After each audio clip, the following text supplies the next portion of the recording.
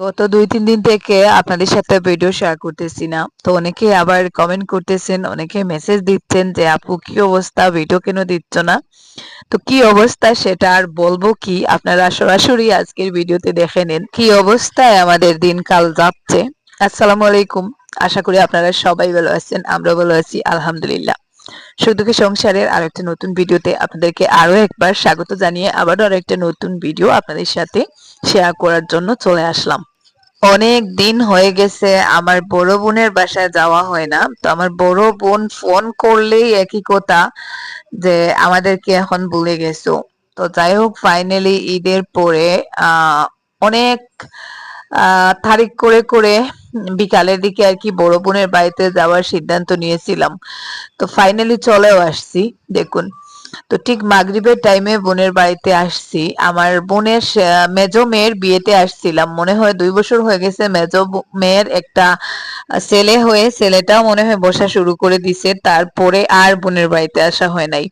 তো এদিকে আজকে হাসিনার মা, এই যে রুজি শারমিন দেখতে পাচ্ছেন, ওরাও আসছে। আর আমার বোন সকাল থেকে ফোন করতেছেন। তাই বাড়ির কাজকর্ম শেষ করে বিকালের দিকে আর কি বোনের বাসায় চলে আসছি। এখন এখানে খাওয়া দাওয়ার পর্ব চলতেছে।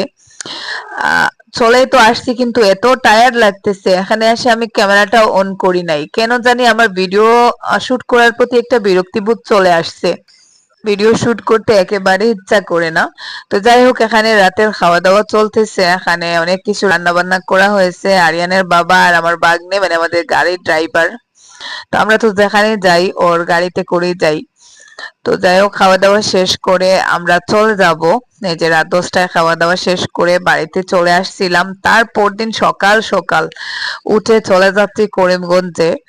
আকাশের অবস্থা দেখতে পাচ্ছেন, এত মেঘলা, মানে কাকে ডিমের মতন হয়ে আছে। মনে হচ্ছে বৃষ্টি আসবে।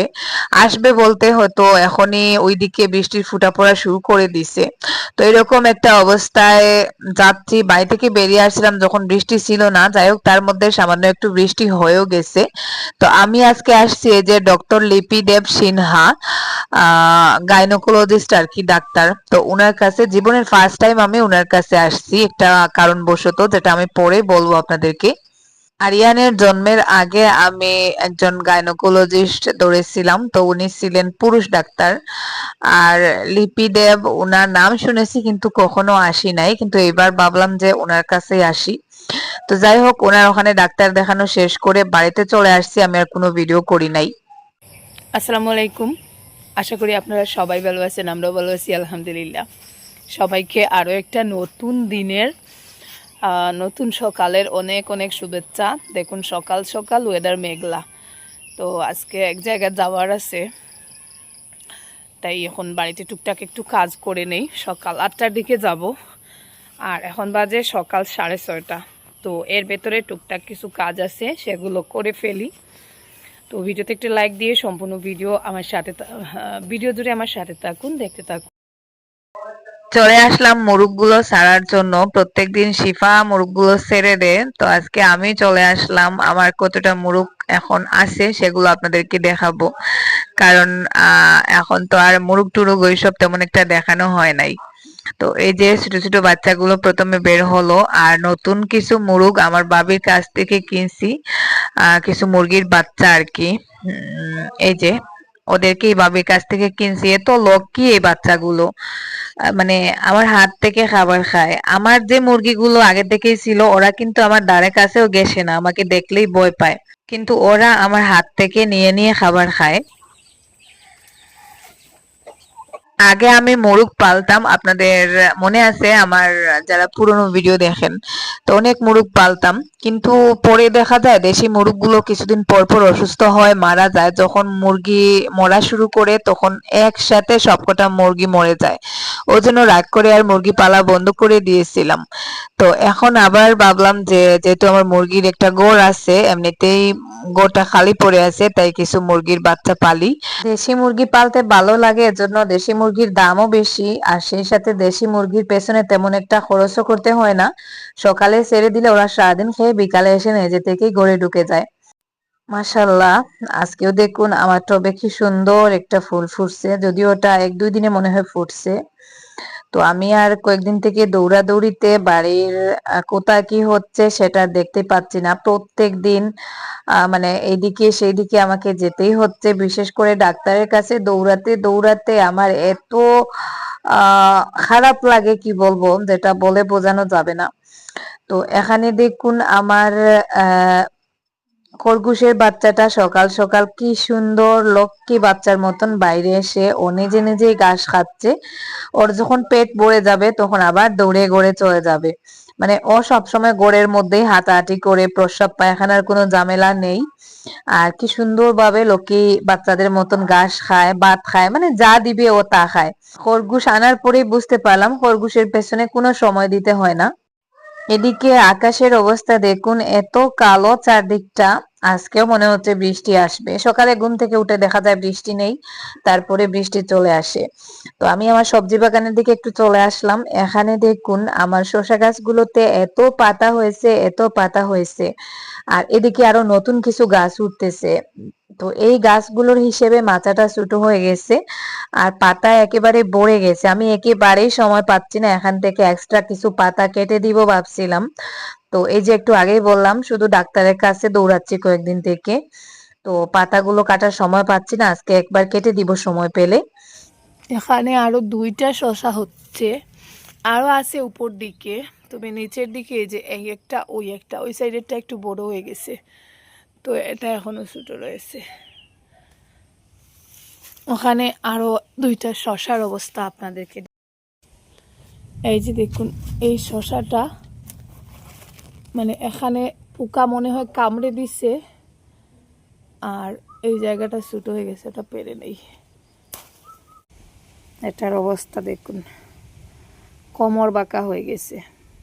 গাছে আরো কিছু ভেন্ডি হয়েছে। ভেন্ডি এমন একটা সবজি খুব তাড়াতাড়ি হয়ে যায়।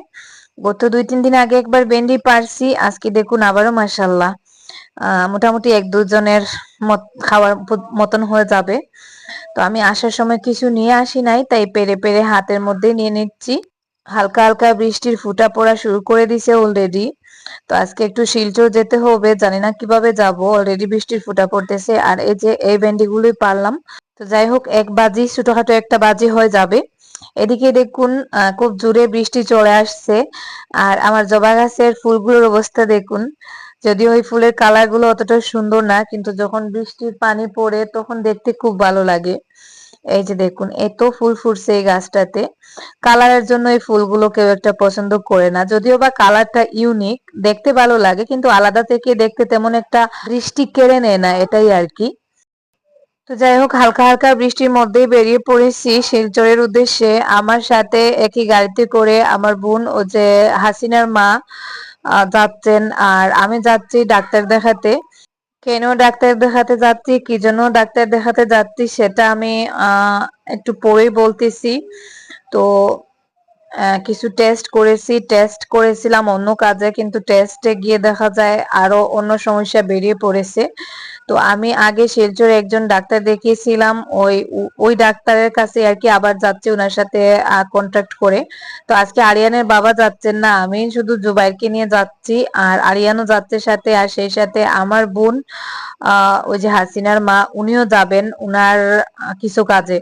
তো যাই হোক, ওই জন্যই আর কি আমরা সবাই মিলে একসাথেই শেয়ারে করে, হাফ হাফ শেয়ার করে আর কি গাড়িটা ভাড়া করে নিছি। তারপরে বেরিয়ে পড়লাম। তো যাই হোক, আমরা অর্ধেক রাস্তা চলে আসছি, এখন একটু একটু করে বৃষ্টিও থেমে গেছে। আর আমরাও আর একটু পরে মনে হয় শিলচরে পৌঁছে যাব। আসসালামু আলাইকুম, আশা করি আপনারা সবাই ভালো আছেন, আমরা ভালো আছি আলহামদুলিল্লাহ। তো ভিডিও থেকে হঠাৎ করে সোজাসুজি চলে আসলাম ক্যামেরার সামনে আপনাদের সাথে একটু গল্প করার জন্য। তো শিলচরে গেছি, আজকে গিয়ে যে কাণ্ডটা করছি আপনারা হয়তো শুনে হাসবেন। মানে এরকম কাণ্ড হয়তো আমি আসলে রেকর্ড করে ফেলছি। ডাক্তারের কাছে গিয়ে আমি ঘুমিয়ে পড়েছি। আজকে আমার সাথে আরিয়ানের বাবা যান না স্কুলের কারণে, কারণ গতদিনও করিমগঞ্জে যাওয়ার কারণে গতদিন স্কুল মিস হয়েছে, আজকেও স্কুল মিস হবে, যার জন্য উনি বাড়িতে রয়ে গিয়েছিলেন। জুবাইরকে দিয়েছিলেন আমার সাথে, আর আমার সাথে তো আমার বোন ও যে হাসিনার মা ওরাও গিয়েছিল। তো ওরা গেছে আরেকটা কাজে, প্লাস ওরা সাগরিকা রিসোর্টে ঘুরতে যাবে। ওরা প্রথমবার ওই রিসোর্টে গেছে, যেহেতু ওখানে গেছে ওরা বললো সাগরিকা রিসোর্টে যাবে, মানে বাড়ি থেকে মনে হয় প্ল্যান করে গিয়েছিল। তো ওরা যেহেতু প্রথমবার গেছে, ওরা তো চিনে না বা কিভাবে কি করতে হয়, কোথায় কি করতে হয় ওরা জানে না, তাই ওরা জুবাইরকে মানে আমাকে নিতে চাইছিল সাথে। তো আমি তো গিয়ে হসপিটালে গিয়ে, শিলচর গ্রেসওয়েল হসপিটালে গিয়েছিলাম ওই যে পিসিওডি সমস্যার কারণে। আপনারা জানেন কিনা আমি জানি না, আমার আগেও গত বছরের আগের বছর 2024-এ আমার পিসিওডি সমস্যা ছিল। তো আমি কিন্তু ওই হসপিটালে ওই যে ডক্টর সুনাম পান্ডে, ওই ডাক্তারকে আর কি দেখিয়েছিলাম। তো ওনার ঔষধ 2-3 মাস খেয়ে তারপরে কিছুদিন এই মানে একটু খাবার দাবার কন্ট্রোলে খেয়েছিলাম, তারপরে আমার পিসিওডির সমস্যাটা চলে গিয়েছিল। তো আমি বুঝতে পারি নাই সমস্যাটা আবার হয়তো ফিরে আসবে। আর ওই সময় কিন্তু আমি প্রেগন্যান্সির কোন ধরনের চেষ্টাও করি নাই। তো পিসিওডি সমস্যার কারণে আর কোনো সমস্যা হয় না, তবে ওই প্রেগন্যান্সিতে একটু সমস্যা হয়। আর এটা কিন্তু আমার জন্য এখন মারাত্মক একটা টেনশনের বিষয়, কারণ যদি ওটা না সারে তাহলে তো আবার সমস্যা। যেহেতু আমি এখন এই মুহূর্তেই প্ল্যান করতে যাচ্ছিলাম, বেবি প্ল্যানিং করছিলাম, কারণ এখন মোটামুটি সুস্থ আছি আমি। আর আজে বাজে নানান ধরনের অসুস্থতা ছিল, যেটা আগে এখন এটা নেই। আর আসলে দেয়ালে পিঠ থেকে গেছে, এখন পেছন দিক তাকালেই দেখা যায় যে আফসোস লাগে, কারণ আরিয়ান এখন অলরেডি অনেকটা বড় হয়ে গেছে। আর ওর 7 বছর 6 মাসে চলতেছে, মানে 8 বছর রানিং। তো অনেকটা গ্যাপ হয়ে গেছে। তো আমার এখন বারবার মনে হয় যে আরিয়ানের যখন 2-3 বছর বয়স ছিল, তখন যদি আরেকটা বেবি নিয়ে নিতাম তাহলে হয়তো এখন আর কোনো টেনশন ছিল না। তো যাই হোক, বয়স বেড়ে যাচ্ছে, 30 পেরিয়ে যাচ্ছে আমার। আর আরিয়ানের বাবার তো অলরেডি 44 মনে হয়। তো যাই হোক, আমাদের আম, বয়স কিন্তু সবারই একেবারে শেষের দিকে। তো এখন মনে হচ্ছে যে আর যদি লেট করি তাহলে হয়তো আর এই এরকমটাই যাবে। তো যাই হোক, আমি ডাক্তার দেখাতে গিয়েছিলাম প্রথম দিন করিমগঞ্জে, লিপি দেবকে। উনিও গাইনোলজিস্ট ডাক্তার। তো উনার কাছে গিয়েছিলাম কারণ ভাবছিলাম যে একটু প্রি কনসেপশন চেকআপ যদি করার থাকে আর কি করে নেই। তো উনার কাছে গিয়ে, যেহেতু আরিয়ানের বাবারও নানান ধরনের সমস্যা, তো আগে যদি ভাবনা চিন্তা করে কোনো কিছু কোনো কাজ আমরা না করি তাহলে তার ফল পরে পেতে হয়। তো এই জন্য আর কি গিয়েছিলাম। তো ওখানে গিয়ে উনি আমাকে কিছু টেস্ট দিয়েছিলেন, একটা সোনোগ্রাফি করতে দিয়েছিলেন।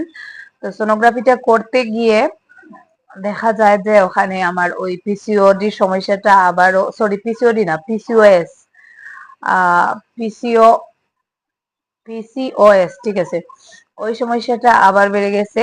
তো ঘুরে ফিরে একই বিষয় আর কি, পিসিওডি পিসিওএস।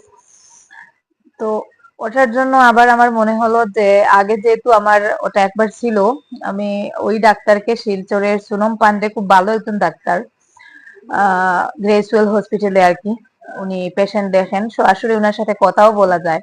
তো এটাই আমার সব থেকে বেশি ভালো লাগে। আর ওরাও যেহেতু যাবে বললো, তাই ভাবলাম যে ওখানে চলে যাই, আরো 1 মাস ঔষধ খাই।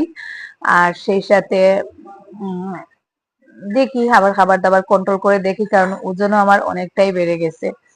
তো যাই হোক, অনেকটা টেনশন লাগতেছে। এদিকে আরিয়ানের বাবারও রিপোর্টে অনেক সমস্যা, সুগার 8.5 না, ওরকম কি আর কি, সুগার বেশি। সেই সাথে আরো কিছু যেটা সিমেন অ্যানালিটিক্স কিটা ওরকম একটা টেস্ট আছে, যেটাও করা হয়েছে। তো যাই হোক, ওনার টেস্ট গুলো এখনো ওই ডাক্তারকে দেখানো হয় নাই। তো আমি আমার সমস্যাটা নিয়ে চিন্তিত, কারণ এত ভাবনা চিন্তা এত কিছু করে যখনই মানে এরকম কিছু একটা প্ল্যান করতে যাচ্ছি, ঠিক তখনই এই সমস্যাটা। আমার মনে হয় আর সেকেন্ড বারের মতন মা হওয়া হবে না।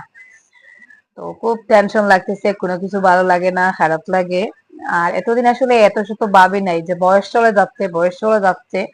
হঠাৎ করে যখন পেছন দিকে তাকিয়েছি, তখন দেখা যায় যে আহ দেয়ালে একেবারে পিঠ থেকে গেছে, আর সময় নেই। তো ঠিক ওই সময় এসে আবারও ওই সমস্যাটা ধরা দিল। তো চেষ্টা আবার, তো যাই হোক, এইসব বিষয় নিয়ে কখনো কথা বলি নাই। আর আপনারা অনেকে জিজ্ঞাসাও করেন। আর আমি আসলে ভিডিও যেহেতু অনেকবার আমি বেশিরভাগ অসুস্থতার ভিডিও শেয়ার করেছি, আপনারাও অনেকেই আমার অসুস্থতা রিলেটেড ভিডিওগুলো শেয়ার করলে দেখা যায় বোরিং লাগে আপনাদের, কিছু ভিউয়ার্সরা আছেন যাদের, ওই জন্য আমি আর গত 2-3 দিন ডাক্তারের কাছে গেছি কিন্তু ভিডিও করি নাই। কারণ সবসময় অসুস্থ অসুস্থ, এটা সমস্যা ওটা সমস্যা এটা সমস্যা, এখন দেখাতে আমারও খারাপ লাগে, তাই ভিডিও করি নাই। কিন্তু যেহেতু সোশ্যাল মিডিয়াতে কাজ করি, তো না চাইতে ওই জিনিসগুলো আসলে বলতে হয়। কি লাভ হলো এই 2-3 দিন আপনাদেরকে বললাম না, কিন্তু সেই তো আমাকে এসে বলতে হলো। তো আসলে এগুলো না চাইতেই বলতে হয়, যেহেতু লাইফস্টাইল ভিডিও শেয়ার করি। কোথায় যাচ্ছি, কি করছি, কেন যাচ্ছি, কোথায় এখন এক জায়গায় গেলে যদি আমি কেন যাচ্ছি, কি জন্য যাচ্ছি, কি জন্য গিয়েছিলাম, এটা যদি না বলি তাহলে তো আর হলো না, মানে জিনিসটা ইনকমপ্লিট থেকে গেল। আপনাদেরও প্রশ্ন থাকলো যে কেন গিয়েছিলে, কে জন্য গিয়েছিলে। তাই আসলে না চাইলে অনেক কিছু বলতে হয়। এই যে এই টপিকটা, এটা নিয়েও আমি কথা বলতে চাইছিলাম না। তো যাই হোক, এখন আমার মানে এটা বলার আরেকটা কারণ হচ্ছে পিসিওএস এর সমস্যা। ওগুলো আসলে পুরোপুরি সারে কিনা আমি জানি না, কারণ আমি তো আগে যখন হয়েছিল তারপরে আমি আবার 2-3 বার আলট্রাসোনোগ্রাফি করেছিলাম, তারপরে কিন্তু ওটা আর দেখা যায় নাই। তো এখন আবার নতুন করে মনে হয় ওজন বাড়ছে, ওজন বাড়ার সাথে সাথে ওই সমস্যাটা আবারও দেখা দিচ্ছে। তো জানি না ওটা সারবে কিনা, আদৌ আমার ইচ্ছা পূর্ণ হবে কিনা জানি না। বাকিটা আল্লাহর উপরে ছেড়ে দিছি, দেখা যাক। তারপরেও একটু টেনশন লাগে যে যদি ওটা না সারে, কারণ ওই জিনিসটায় পিসিওএস এর সমস্যা আমি দেখছি এমনিতে শারীরিক কোনো অসুস্থ মানে অসুবিধা হয় না, বোঝাই যায় না, তবে ওই প্রেগন্যান্সির ক্ষেত্রে অসুবিধা হয়, যেটা আমারও হচ্ছে। তো যাই হোক, তার মধ্যে আবার আরিয়ানের বাবাকে একজন ভালো গ্যাস্ট্রোএন্টারোলজি বিভাগের ডাক্তার দেখাতে হবে। ভালো কোথাও দেখানোর চেষ্টা করব, কারণ ওনার তো লিভারের ইনফেকশনটা সামান্য না, অনেক বেশি। আর উনি যেহেতু আহ, শুধু ডায়াবেটিস মানে ডায়াবেটিসের আর কি ডায়াবেটোলজিস্ট ডাক্তারকে দেখিয়েছেন, তো উনি বলছেন বাইরে কোথাও গ্যাস্ট্রোএন্টারোলজি বিভাগের একজন ভালো ডাক্তার দেখাতে। তো চেষ্টা করব খুব তাড়াতাড়ি ভালো কোথাও একটা ডাক্তার দেখাতে, কারণ লিভারের ইনফেকশনটাও খুব সিরিয়াস। ওটা থেকে আবার লিভার খারাপ হয়ে যেতে পারে। তো অনেক টেনশন আমার মাথার মধ্যে, আসলে এরকম এরকম মাথা কখনো করে যে আমি ডিপ্রেশনে চলে যাই, কোন দিকটা দেখবো, কোন দিকটা ম্যানেজ করবো, একটার পর একটা একটার পর একটা একটার পর একটা লেগেই আছে। তো যাই হোক, হেরে গেলে চলবে না, দোয়া করবেন। আর আজকের মতো এই পর্যন্ত। আগামীকাল থেকে আবার বাড়ির কাজকর্ম ভিডিও আপনাদের সাথে শেয়ার করব। এই 2-3 দিন ডাক্তারের কাছে এদিকে সেদিকে যেতে যেতে আর আপনাদের সাথে ভিডিও শেয়ার করা হয় নাই। তো যাই হোক, সবাই ভালো থাকুন, সুস্থ থাকুন, দোয়া করবেন আমাদের জন্য।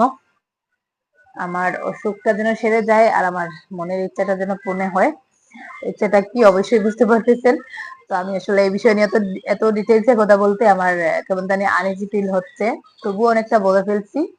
খারাপ লাগলে ক্ষমা করবেন। আল্লাহ হাফিজ, আসসালামু আলাইকুম।